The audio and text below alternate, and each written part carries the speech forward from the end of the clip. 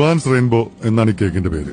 Juan Lobo എന്ന ഫ്രഞ്ചുകാരി യുദ്ധത്തിന് പോയ ഭർത്താവായ ആൽബർട്ടിന് വേണ്ടി ഉണ്ടാക്കിയതാണ് ഈ റെസിപ്പി. സ്ട്രോബെറി കൊണ്ടാണ് ജുവാൻ ആദ്യ ദിവസം കേക്ക് ഉണ്ടാക്കിയത്.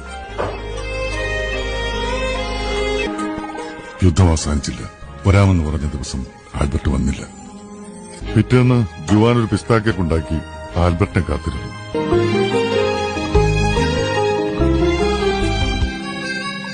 പുള്ളിക്കാരൻ വന്നോ? വന്നില്ല. അവളത് സ്ട്രോബെറി കേക്കിനോട് ചേർത്ത് വെച്ചു.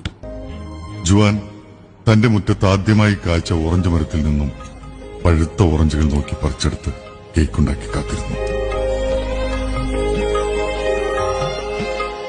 യുദ്ധം അവസാനിച്ചു. 3 ദിവസത്തെ കാത്തിരിപ്പിനൊടുവിൽ അവൾക്ക് ഏറ്റവും ഇഷ്ടപ്പെട്ട ചോക്ലേറ്റുകളുമായി ആൽബർട്ട് വന്നു. അവൾ അത് അവനു വേണ്ടി കരുതി വെച്ച കേക്കിലേക്ക് ഒരുക്കി ചേർത്തു.